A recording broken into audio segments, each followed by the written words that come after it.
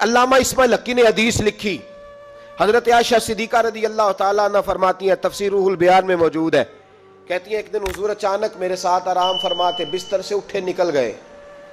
ہمیشہ نبی پاک علیہ السلام کا طریقہ مبارکہ تھا، جب رات کو تہجد کے لیے اٹھتے تو کہتے ابو بکر کی بیٹی حق تیرا ہے، وقت تیرا ہے، پر اگر تو اجازت دے تو میں اپنے اللہ کو راضی کر لوں۔ آج حضور نے پوچھا ہی نہیں، بستر سے اٹھے چلے گئے۔ کہتی میں اٹھی، میں نے دائیں بائیں دیکھا، محبوب نظر نہ آئے۔ حضور کی تامد استعمال شدہ پڑی تھی، وہ تامد میں نے اٹھا کے اوڑھ لی اور میں نکل گئی حضور کو تلاش کرنے۔ کہتی ہیں جب میں باہر گئی مسجد نبوی شریف کے ساتھ جنت البقیع کی جانب، نبی پاک سجدے میں تھے۔ کہتی ہیں میں گئی، تھوڑی دیر کھڑی ہوئی، حضور نے آہٹ سنی تو پوچھا تو کون ہے؟ میں نے کہا میں عائشہ ہوں۔ تو محبوب نے فرمایا یہ عائشہ کون ہے؟ میں نے کہا یا رسول اللہ میں آپ کی زوجہ۔ فرمایا زوجہ کیا ہوتی ہے؟ یا رسول اللہ میں ابو بکر کی بیٹی۔ تو نبی پاک نے فرمایا یہ ابو بکر کون ہے؟ حضرت عائشہ کہتی ہیں میرا کلیجہ پھٹنے کو آیا، میں وہاں سے پریشان حال واپس آئی۔ جب میں گئی تھی تب بھی ہلکی ہلکی بارش تھی، واپس لوٹی تو پھر بھی ہلکے ہلکے قطرے بارش کے گر رہے تھے۔ میں آ کے ہامتی کامتی بیٹھ گئی، تھوڑی دیر گزری تو نبی پاک تشریف لے آئے۔ تو حضور صلی اللہ تعالیٰ علیہ وسلم نے مجھے پریشان دیکھا تو کہا عائشہ کیا ہوا؟ کہا حضور آج وہ ہوا ہے جو کبھی نہیں ہوا۔ یا رسول اللہ میں پریشان ہو گئی ہوں۔ حضور عجیب بات ہے، میں گئی ہوں، آپ نے پوچھا کون ہے تو میں نے کہا میں عائشہ۔ کا عائشہ کون؟ آپ کی زوجہ۔ فرمایا زوجہ کون؟ ابو بکر کی بیٹی۔ کا ابو بکر کون؟ اور پھر حضور میں گئی ہوں تو میرے کپڑے بھیگ گئے، آپ آئے ہیں تو کپڑے خشک ہیں، سمجھ نہیں آئی۔ تو لفظ سنو حدیث کے، نبی پاک نے فرمایا عائشہ لی مع اللہ وقت، میرا اپنے اللہ کے ساتھ ایک وقت ہوتا ہے۔ کس کے ساتھ؟ آج میرا دوستوں کے ساتھ وقت ہے، آج میرا گھومنے کا وقت ہے، آج میرا خوش گپیوں کا وقت ہے، آج میرا سیاحت کا وقت ہے، آج میرا پکنک کا وقت ہے۔ میرے نبی پاک نے فرمایا لی مع اللہ وقت، عائشہ میرا اپنے اللہ کے ساتھ، میرا اپنے اللہ کے ساتھ ایک وقت ہوتا ہے۔ اس وقت نہ وہاں کوئی فرشتہ آ سکتا ہے، نہ کوئی نبی اور مرسل آ سکتا ہے۔ جب فرشتہ اور نبی نہیں آ سکتے تو عائشہ اور ابو بکر کیسے آ سکتے ہیں؟ تو کہا یا رسول اللہ پھر وہاں ہوتا کون ہے؟ تو حضور فرمانے لگے ایک میں ہوتا ہوں، دوسرا میرا رب ہوتا ہے، تیسرا کوئی موجود نہیں ہوتا۔ امت کو درس دیا ایک وقت 24 گھنٹوں میں ایسا لایا کر جس میں تو اپنے رب کو دکھڑے سنائے، جس میں تو دعائیں مانگے، جس میں تو عرض و نیاز کرے، جس میں تو اپنے گناہوں کی معافی چاہے۔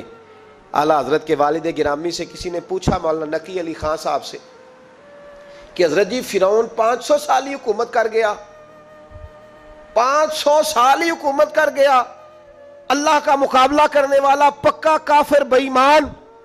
تو آپ فرمانے لگے ملا رومی کی وہ کتاب پڑھو مثنوی، جس میں انہوں نے لکھا ہے کہ جب ساری دنیا سو جاتی تھی تو فرعون اٹھ کے مصلے پہ بیٹھتا تھا، کہتا تھا یا اللہ معاف کر دے، رب تو ہی ہے، گناہگار بڑا ہوں پر مہربانی کر۔ روز معافیاں مانگتا تھا تو رب کریم کی قدرت نے مہلت دی کہ روز توبہ کرتا ہے، چلو ایک دن سچی بھی کاری جائے تو اچھا ہے، اللہ نے مہلت دی۔ اور میرے بھائی اگر تو روز رات مصلے پہ بیٹھے تو تجھے مہلت ملے، عذاب نہ آئے۔ اگر تو اپنے رب کے ساتھ تنہائی کرے تو اللہ تجھے مہلت دے، سزا نہ دے۔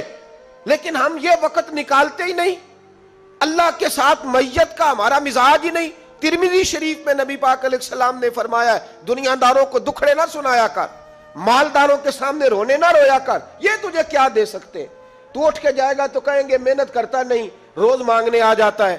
دنیا داروں کو دکھڑے نہ سنا، پر میں دکھ سنا تو اپنے رب کو سنا، اللہ والوں کو سنا، اللہ کے نبی کو سنا۔ اس سے مراد یہ سارے کہا دکھڑے اپنے رب کو سنا۔ اگر تو اپنے رب کو دکھڑے سنائے گا تو تھوڑی دیر ضرور ہوگی، لیکن ایک دن ایسا ضرور آئے گا، میرے مصطفیٰ کریم فرماتے ہیں رب تجھے دنیا سے بے نیاز کر کے مالا مال فرما دے گا۔ دھوکے کا مزاج نہ بنا، کینچی لے کے نہ گھوم کے کیسے جیب کاٹ سکتی، اللہ کو دکھڑے سنا۔ حضرت عائشہ عرض کرنے لگی حضور چلیں یہ تو سمجھ آ گئی، لیکن بارش مجھ پہ پڑی آپ پہ پڑی نہیں، تو کہا عائشہ تم نے اڑا کیا تھا؟ کہا حضور آپ کی طامت۔ فرمایا بارش کوئی نہیں تھی، جب تو نے میری طامت لی تو خدا کی رحمتیں تم پر برسنے لگ گئی۔ تو حضور کے وجود سے لگی ہوئی چیز کوئی اوڑھ لے تو رحمت برستی ہے، تو میرے نبی کی مسجد چومنے سے کیوں رحمت نہیں برستی؟ جالی چومنے سے کیوں نہیں برستی؟ جہاں جہاں حضور رکے، جہاں جہاں نبی پاک ٹھہرے، وہاں جانے سے کرم کیوں نہیں ہوتا؟ تو عزیزو یاد رکھو، رمضان میں ایک ڈیوٹی آپ نے یہ کرنی ہے کہ عبادت کو وقت دیں، ٹائم نکالیں۔ جو اتنے سے بھی فارغ ہے نا، وہ 19ویں روزے تک کل فارغ ہو کے 20 کو اعتکاف بیٹھے۔ زندگی میں ایک دفعہ اعتکاف تو ویسے بڑا ضروری ہے، ہمارے بزرگوں نے لکھا ضروری ہے ایک بندہ اعتکاف کر لے زندگی میں ایک دفعہ، ہر سال کرے تو سنت ادا ہوگی۔ ویسے سنت مؤکدہ الکفایہ ہے، بستی میں اگر کوئی بھی نہ بیٹھے گا تو سارے گناہگار ہوں گے۔ ہم انشاءاللہ اس مسجد میں اس سال اجتماعی اعتکاف کریں گے۔ میں نے یہ پروگرام بنایا ہے کہ لوگ اعتکاف تو بیٹھتے ہیں لیکن نہ بیچاروں کو قرآن مجید پڑھنا آتا ہے، نہ نماز وضو غسل کے مسائل آتے ہیں، نہ انہیں پتہ ہے کہ رات عبادت کیسے کرنی ہے۔ تو میں نے یہ ارادہ کیا، اس سال میں نے معافی لیا ہاتھ باندھ کے، میں نے کہا یار سارا سال میں پورے ملک میں گھومتا ہوں، اس سال رمضان میں میرا ارادہ ہے میں صرف اپنے شہر میں رہوں، میں کہیں نہ جاؤں، تاکہ جو جہاں سے بھی چل کے آئے اسے فون نہ کرنا پڑے، میں اسے مل جاؤں ویسے ہی۔ تو میں انشاءاللہ تعالیٰ یہیں رہوں گا، اور رمضان کی 10 راتیں میں اپنے اعتکاف والوں کے ساتھ گزاروں گا انشاءاللہ تعالیٰ۔ یہاں آپ لوگ آئیں، جو سنجیدہ قسم کے لوگ ہیں ان کو ساتھ لائیں، وہ یہاں آ کے اعتکاف کریں۔ لنگر شریف بھی ہم دیں گے جو ہماری توفیق ہوگی، اور انشاءاللہ دونوں وقت دیں گے اپنی توفیق کے مطابق، اور یہ کوئی صدقہ زکوٰۃ خیرات سے نہیں ہوگا، یہ آپ ہمارے مہمان ہوں گے تو یہ مہمان نوازی ہوگی انشاءاللہ تعالیٰ۔ تو یہ اپیل آخر میں اعلان کرنا تھا، پر چلو بات آ گئی تو میں نے شروع میں ہی کر دیا۔ یہاں ہم مقدور بھر کوشش کریں گے آپ کے لیے اجتماعی اعتکاف کا بندوبست، ہمارے جو دیگر طلباء علماء ہوں گے وہ بھی آپ کے ساتھ وقت گزاریں گے، وضو غسل نماز کی چیزیں سکھائیں گے، آپ کو قرآن مجید پڑھنا پڑھانا سکھائیں گے۔ 10 دنوں میں جو ممکن ہو سکے گا ہم انشاءاللہ تعالیٰ کریں گے۔ تو اعتکاف میں وقت دیں۔ دوسرا کام آپ نے یہ کرنا ہے رمضان شریف میں کہ قرآن پاک زیادہ سے زیادہ پڑھنا ہے۔ پڑھیں گے انشاءاللہ؟ اگر آپ ناراض نہ ہوں تو ہم نے قرآن مجید پڑھنا بالکل ہی چھوڑ دیا، قرآن پاک کھلتا ہی نہیں، توجہ ہی نہیں، مزاج ہی نہیں، سارا دن بیت جاتا ہے، قرآن مجید نہیں کھلتا، قرآن مجید نہیں پڑھا جاتا۔ ایک شخص مجھ سے ملنا چاہ رہے تھے مسجد نبوی شریف میں حاضر تھا، تو وہ ایک دفعہ آئے گزر گئے، میں قرآن شریف پڑھ رہا تھا، پھر آئے تو گزر گئے قرآن شریف، تیسری دفعہ پھر آئے تو کہنے لگے آپ نے کتنا کو پڑھنا ہے؟ میں نے ان سے کہا کہ مہربانی کرو مجھے دعا دو کہ اللہ مجھے پڑھتا ہی رکھے۔ آپ نے یہ کیا لفظ ادا کر لیے کہ کتنا کو پڑھنا ہے؟ خدا کے بندو یہاں کام کیا ہے؟ اگر تلاوت بھی نہیں کرنی تو کرنا کیا ہے وہاں؟ میں اکثر کہتا ہوں کہ چونکہ ہم تو مسیتڑ ہیں، ہمارا تو مزاج ہے مسجدوں میں رہنے کا، چونکہ عام لوگوں کا مزاج نہیں ہوتا تو وہاں بھی بازاروں کو ٹائم زیادہ دیتے ہیں، خریداری میں وقت زیادہ لگاتے ہیں۔ اگر ہماری طبیعت مسجد میں بیٹھنے کی ہو، قرآن پاک پڑھنے کی ہو تو بڑا ذوق بن جائے۔ قرآن مجید امام اعظم ابو حنیفہ امام اعظم رمضان شریف کے اندر 61 قرآن مجید پڑھا کرتے تھے۔ کتنے؟ 60 اور 1 61۔ ایک قرآن شریف دن میں پڑھتے، ایک رات کو پڑھتے، پورے دن میں قرآن مجید ختم کرتے، ایک رات کو۔ اور آپ فرماتے ہیں 61واں قرآن مجید وہ تھا جو میں تراویحوں میں سنا کرتا تھا۔ 61 قرآن پاک آپ ہر رمضان میں پڑھا کرتے تھے۔ میری آپ سے گزارش ہے ایک سپارہ مسجد میں پڑھیں رمضان میں، ایک سپارہ گھر میں پڑھیں۔ مسجد میں پڑھیں گے تو مسجد کا حق ادا ہوگا، اور گھر میں قرآن پاک کھول کے بیٹھیں گے تو بچے بھی آ کے پاس بیٹھ جائیں گے، چھوٹے چھوٹے بچے۔ یہ کبھی تجربہ کرنا، یہ بخشش کا ذریعہ ہے۔ جب آپ بچوں کی ماں سویرے سویرے بڑا اچھا دوپٹہ لے کے اور مصلی بچھا کے اور قرآن مجید کی ریل رکھ کے اور پھر اس کو خوشبو لگا کے جب کھولتی ہے نا، تو اس کی جو 2-2.5 سال کی بچی ہوتی ہے وہ بھی کہیں سے دوپٹہ ڈھونڈنے لگ جاتی ہے، وہ بھی دوپٹہ لے کے آتی ہے اور دائیں بیٹھتی ہے۔ اس کا جو 4 سال کا بچہ ہوتا ہے نا، اگر ابا بیٹھا ہے اور 4 سال کا بچہ بھی کہیں سے ٹوپی ڈھونڈ کے لاتا ہے، اسے پڑھنا نہیں آتا لیکن وہ بھی آ کے نا سپارہ لے کے بیٹھ جاتا ہے۔ میں نے دیکھا ہے بچے تھوڑا تھوڑا ہلنے لگتے ہیں۔ قسم اللہ کی عزت کی، مجھے ایسے لگتا ہے کہ جب بیٹیوں کے بیچ ماں بیٹھ کے قرآن پڑھتی ہے اور جب بیٹوں کے بیچ باپ بیٹھ کے قرآن پڑھتا ہے تو مجھے لگتا ہے خدا کے فرشتے بھی آسمان کے دروازے کھول کھول کے دیکھتے ہیں، کھول کھول کے دروازے دیکھتے ہیں کہ یہ کس طرح کا رنگ ہے کہ چھوٹا سا بچہ توتلی زبان۔ مجھے وہ حدیث پڑھ لینے دو جو امام جلال الدین سیوطی نے روایت لکھی ہے۔ فرمایا حضرت عیسیٰ علیہ السلام میں قبر کے پاس سے گزرے تو عذاب ہو رہا تھا، چند گھنٹوں کے بعد گزرے تو وہیں رحمتوں کا نزول ہو رہا تھا۔ حضرت عیسیٰ عرض کرنے لگے مولا میری مجال نہیں میں پوچھوں، چند گھنٹے پہلے یہاں عذاب تھا، اب یہیں کرم ہو رہا ہے، اللہ اب اس نے کوئی نیک عمل کیا تو ہے نہیں, قبر میں تو عمل ختم ہو جاتا ہے, اتنا کرم کیسے؟ تو رب کریم نے فرمایا موسیٰ بندہ بڑا گناہگار تھا, پاپی تھا, سزا کا حقدار تھا, پر جب انتقال اس کا ہوا تو بیوی اس سے پہلے حاملہ تھی, اس کے انتقال کے 2-4 مہینے بعد بچہ پیدا ہوا, پھر اس بی بی نے بچہ پالا, آج 4.5 سال کا بچہ مکتب گیا ہے, استاد نے بسم اللہ شریف پڑھائی ہے, اس کے بچے نے توتلی زبان پہ کہا بسم اللہ الرحمن الرحیم, تو مجھے حیا آئی ہے کہ اس بیچارے کو ابھی لفظ نہیں ادا کرنے آتے, زمین پر بیٹھ کر یہ توتلی زبان سے مجھے رحمان اور رحیم کہے اور میں اس کے باپ کو سزا دوں. بس بچے نے ایک دفعہ بسم اللہ پڑھی ہے, میں نے باپ کے سارے گناہ معاف فرما دیے. مہربانی کرو, ایک سپارہ گھر میں, ایک سپارہ مسجد میں, یہ ضرور آپ نے روٹین بنانی ہے. مسجد میں پڑھیں گے تو مسجد کا حق ادا ہوگا, گھر میں پڑھیں گے تو بچے بھی پڑھیں گے. اور تیسرا سپارہ وہ ہے جو آپ نے تراویح میں سننا ہے. تو کتنے سپارے ہو گئے ایک دن میں؟ 3. تو رمضان میں کل کتنے ہو گئے؟ 3 قرآن پاک. کتنے قرآن پاک جی؟ 3 قرآن مجید. ایک سپارہ دن میں, ایک رات میں, تو آپ کا 10 دن کے اندر انشاءاللہ قرآن پاک ختم ہو جائے گا. کریں گے انشاءاللہ تعالی؟ یہ ذہن بنائیں, یہ ذوق پیدا کریں, اور قرآن پاک کا ایک حرف پڑھیں تو اللہ 10 نیکیاں دیتا ہے. اور رمضان شریف میں 70 گنا بڑھ جاتی ہیں. تو اب ذرا ضرب دے لو, بات کہاں جائے گی؟ تو رمضان المبارک میں قرآن پاک سے, میں نے کہا کوئی اخبار نہ دیکھو, کچھ نہ دیکھو, سارا دن بس قرآن پاک دیکھو, سارا دن قرآن مجید پڑھیں, قرآن پاک سے دل لگائیں. حضرت عبداللہ ابن مسعود رضی اللہ تعالیٰ عنہ فرماتے ہیں نبی پاک صلی اللہ علیہ وسلم نے مجھے بلا کے کہا مجھے قرآن پاک تو سنا.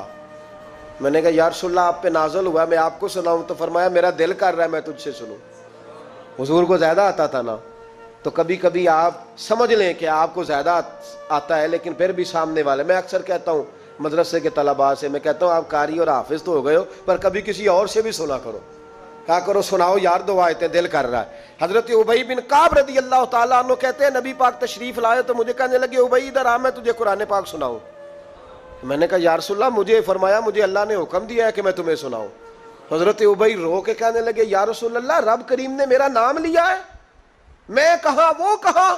فرمایا ہاں تیرا نام لیا ہے. رونے لگے, کہنے لگے حضور پھر تو میں بڑا خوش نصیب ہوں, سنائیے میں سنتا ہوں. تو حضور سننا بھی حضور کی سنت ہے, سنانا بھی نبی پاک کی سنت ہے. قرآن مجید کو سنیں. اور پھر یار دکھ کی بات ہے نا کہ پاسپورٹ کے دفتر تو میں 2.5 گھنٹے کھڑا رہوں, شناختی کارڈ کے لیے میں 1.25 گھنٹہ کھڑا رہوں, اور میں پہلی دفعہ سعودی عرب جاؤں تو امیگریشن کے لیے 2.5 گھنٹے بھی مجھے لائن میں لگنا پڑے تو میں لگا رہوں. دنیا داری کے لیے تو میں اتنا کھڑا رہوں, اور تراویح کے لیے مجھے 1 گھنٹہ نہ کھڑا ہوا جائے اور میں بہانے کرتا پھروں. تو پھر یاد رکھو وہ حضرت سیدہ اسماء کا کرتی تھی, نبی پاک نے مجھے کہا تھا اسماء اللہ کے راستے میں گن گن کے نہ دینا ورنہ وہ بھی تجھے گن گن کے دے گا. جب ہم رب کریم کو وقت اس طرح دیتے ہیں کہ دنیا داری کے لیے تو ساری ہمارے پاس ہمتیں موجود ہیں, اور تراویح کا وقت آیا تو بہانے ڈھونڈنے لگ گیا. تراویح کا وقت آیا تو وہ جو ہے اس نے شروع کر دی بات کہ جناب میرے فلان جگہ تکلیف ہے اور مجھے بلڈ پریشر ہو جاتا ہے تو پسینہ بڑا آتا ہے. تو اب تو آسانیاں ہی بڑی ہیں. صحابہ کہتے ہیں جب ہم مسجد نبی میں نماز پڑھنے جاتے تھے, بارش ہوتی تھی تو مسجد میں پانی کھڑا ہوتا تھا, کیچڑ کھڑا بن جاتا تھا, تو ہم اپنی جھولیوں میں خشک مٹی ڈال کے لے جاتے, اپنی اپنی جگہ بچھا لیتے مٹی, اور پھر ہم نماز پڑھتے تو ہمارے پیشانیوں پر بھی مٹی لگ جاتی. تو ایک صحابی جھاڑ رہے تھے تو نبی پاک نے فرمایا نہ جھاڑ, جب تک چہرے پہ رہے گی فرشتے درود بھیجتے رہیں گے. اب تو ایسی لگے ہوئے مسجد میں, پھر بھی تو تراویح نہیں پڑھتا.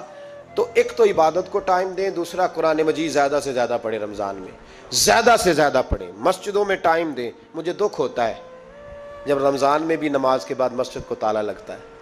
اگر ہم سارے آئیں مسجدوں میں, ہم رمضان شریف کے اندر وقت دیں, جس کے پاس ٹائم ہو وہ آ کے بیٹھ جائے, قرآن مجید کھول لے, تو میرا خیال ہے کہ مسجدیں بھی ہمیں دعا دیں گی کہ دیکھو ہر وقت انہوں نے میرے اندر تلاوت کی.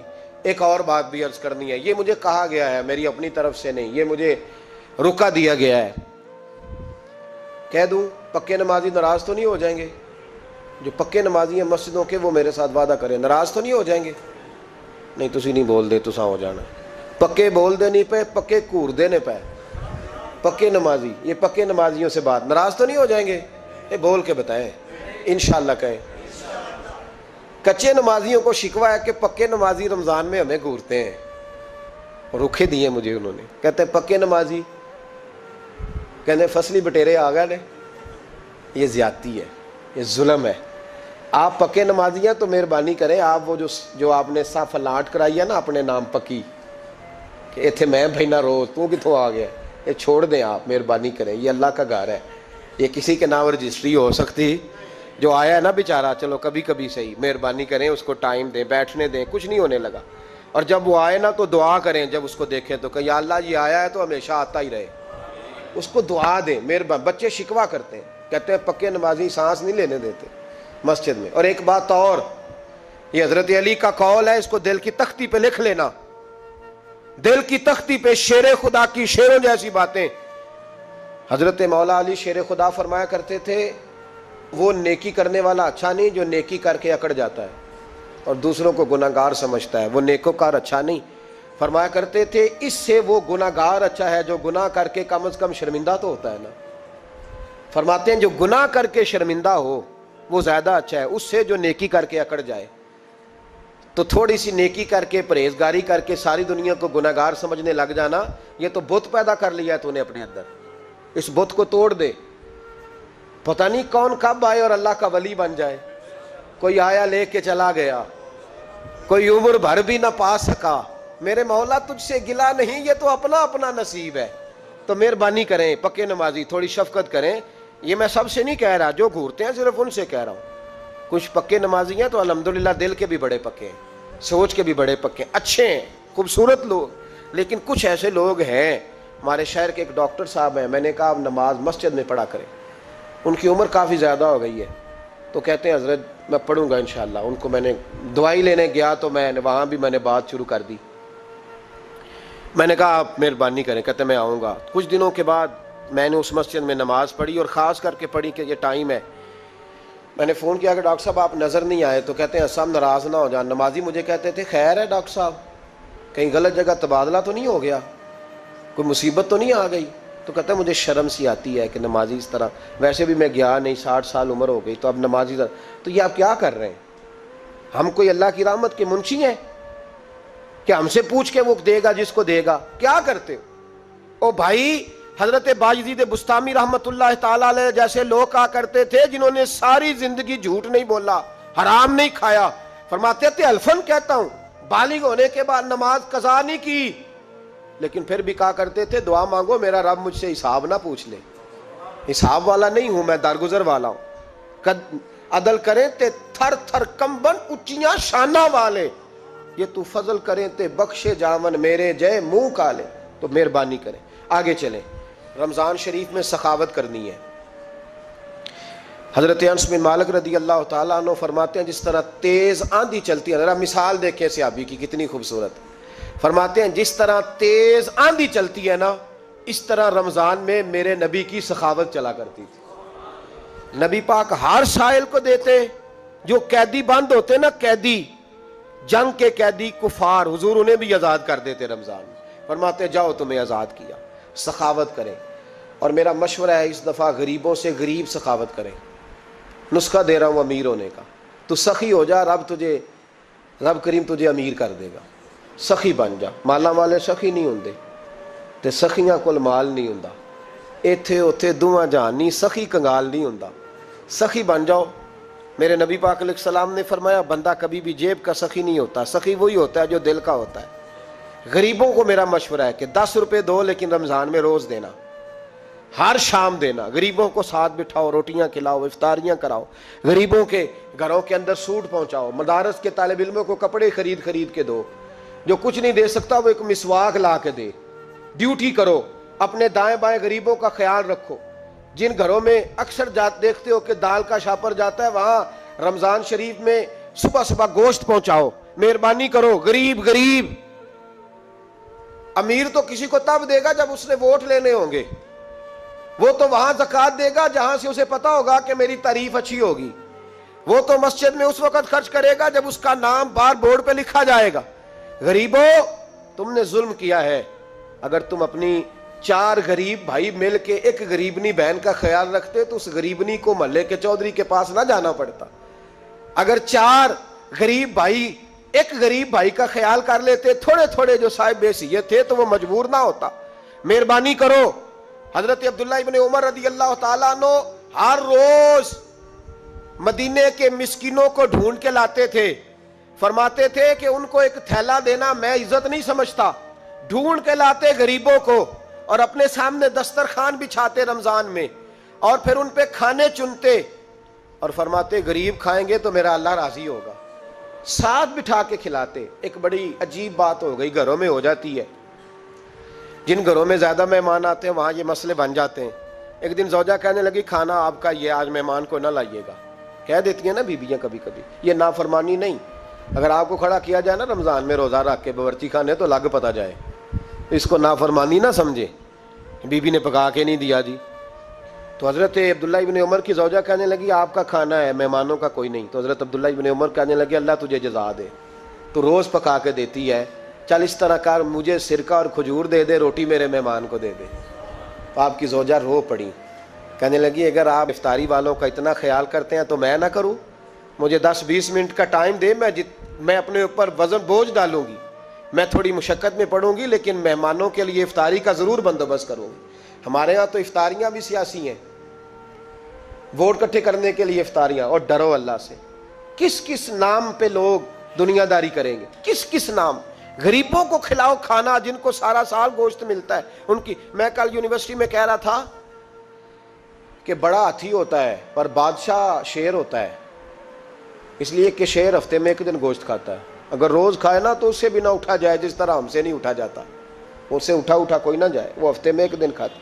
مگرمچھ سب سے دلیر جانور ہے دریائی جانوروں میں سے, لیکن 24 گھنٹے میں 700 گرام کھانا کھاتی ہے. اور شیر کا بھی پنجہ پکڑ لے تو شیر چھڑا نہیں سکتا. روٹی کھا کھا کے تو حال ہی کوئی نہیں قوم کا. تو مہربانی فرمائے, فاقہ آپ کو طاقتور کرے گا, اور جتنا زیادہ انسان کھاتا ہے شہوانی قوتیں زیادہ ہوتی ہیں. اس لیے نبی پاک نے کہا تھا نوجوانوں کو یا شادی کر لو یا روزے رکھا کرو. اگر زیادہ روٹیاں کھاؤ گے تو تمہارے اندر نفسانی اور شہوانی قوتیں زیادہ پروان چڑھیں. تو مہربانی فرمائے رمضان میں غریبوں کے فاقوں کا خیال کریں, انہیں پہنچا کے آئیں, گھر جا کے دے کے آئیں. میں اکثر یہ رونا روتا ہوں کہ ہماری مسجدوں میں نا 27ویں کو قاری صاحب کو سوٹ ملتا ہے. اس کے پیچھے سازش یہ ہوتی ہے کہ 27ویں روزے نہ تو درزی پکڑے گا نہ سی کے دے گا. تو ہم یہ سازش کرتے ہیں کہ دین نہ ہوئے مولوی بھی ساڑھے ورگا سوٹ پا لے عید تے, تو پھر ساڑھے جی چودھری جی تے مولوی جی فرق ہی رہ گیا. تو 27ویں کو اس لیے دیتے ہو کہ درزی نہ پکڑے. اس بیچارے کو دینا ہے تو یکم رمضان کو دو. اس کو حضرت جی میرے والا جوڑا پہن کے آپ نے تراویاں پڑھانی ہے, یہ جمعہ آپ نے میرے سوٹ سے. مہربانی کریں آپ جو آپ کے اپنے علاقے کے مسجد کے قراء ہیں, حفاظ ہیں, طالب علم ہیں, ان کو رمضان شریف سے شروع ہونے سے پہلے, اور کسی گھر میں آپ لنگر پہنچاتے ہیں 20ویں روزے تو 20 روزے تو فاقے سے انہوں نے رکھ لیے, اب آپ گھی لے کے پہنچ گئے. اگر رمضان کی نیت کر کے رمضان سے پہلے بھی دو گے تو اللہ رمضان جتنا ہی اجر عطا فرمائے گا.